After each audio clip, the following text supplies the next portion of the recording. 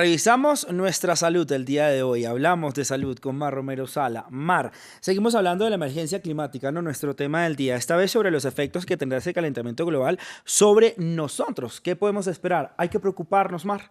Sí, definitivamente sí hay que preocuparnos. No me gustaría venir solo a dar malas noticias, pero es que se avecina la mayor crisis de salud pública que tendremos en el futuro, incluso mayor que la pandemia de COVID-19. Definitivamente el cambio climático va a cambiar nuestra vida y también va a cambiar cómo nos enfermamos y cómo nos morimos también, de qué enfermedades morimos. La Organización Mundial de la Salud calcula que son 250.000 las muertes anuales que podría provocar el cambio climático a partir de 2030, entre 2030 y 2050. ¿Por qué?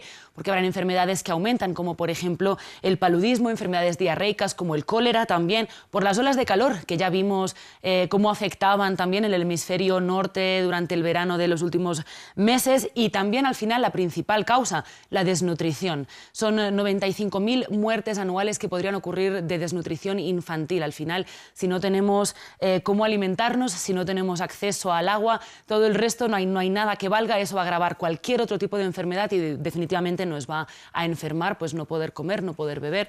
Tenemos que estar muy pendientes de qué pase con eso, y la buena suerte es que al menos estamos a tiempo de cambiar de rumbo. A tiempo, y ojalá no usemos esa máscara que tenía usted en ese gráfico, una máscara toda cerrada para poder respirar. Ojalá no la tengamos que usar nunca, Mar. ¿Qué enfermedades vamos a ver que aumentan con ese cambio climático? Pues básicamente son varias, estábamos adelantando algunas de ellas. Enfermedades transmisibles, por ejemplo, como la malaria, como el dengue, que se van a expandir a otras regiones. Se lo preguntamos al doctor Elvis García, doctor en salud pública por la Universidad de Harvard, y esto fue lo que nos dijo.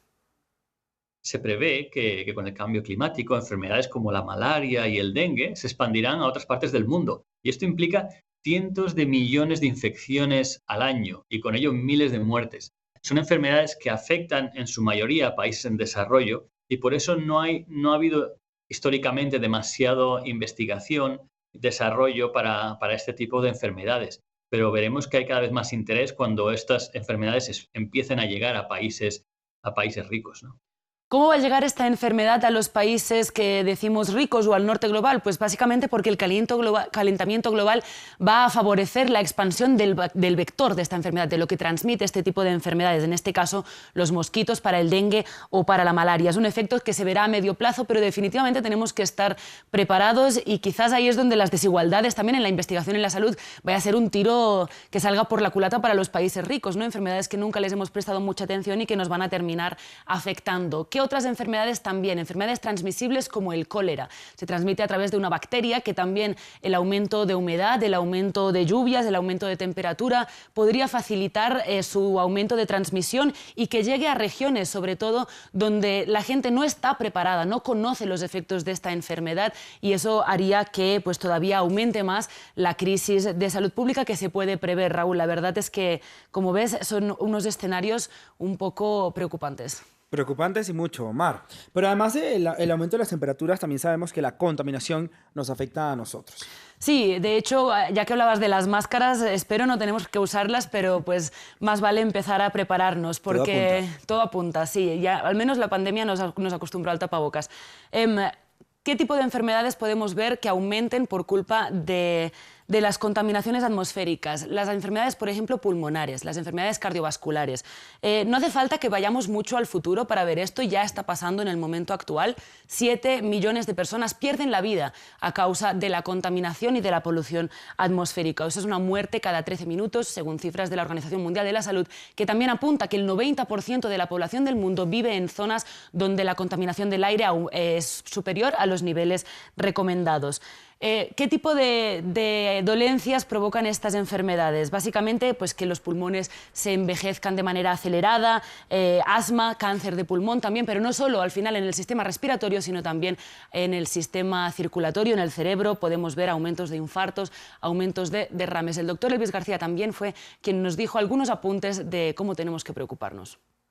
Pensamos directamente en el efecto de la polución y enfermedades pulmonares, que está ahí y que hay mucha literatura que lo demuestra, pero no podemos quedarnos en eso. Hay, por ejemplo, también estudios que han demostrado cómo la exposición a la contaminación impacta también, por ejemplo, en el desarrollo cerebral de los niños. Así que es mucho más importante de lo que creemos.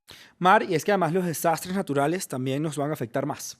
Es uno de los efectos más directos que hay al final sobre nuestra salud, más allá de las heridas, de los traumas que pueda provocar estar en un momento de desastre natural, también va a tener un efecto grave sobre la infraestructura sanitaria. Cifras de la Organización Panamericana de la Salud apuntan que el 67% de la infraestructura hospitalaria de los centros sanitarios del continente americano está en zonas de riesgo.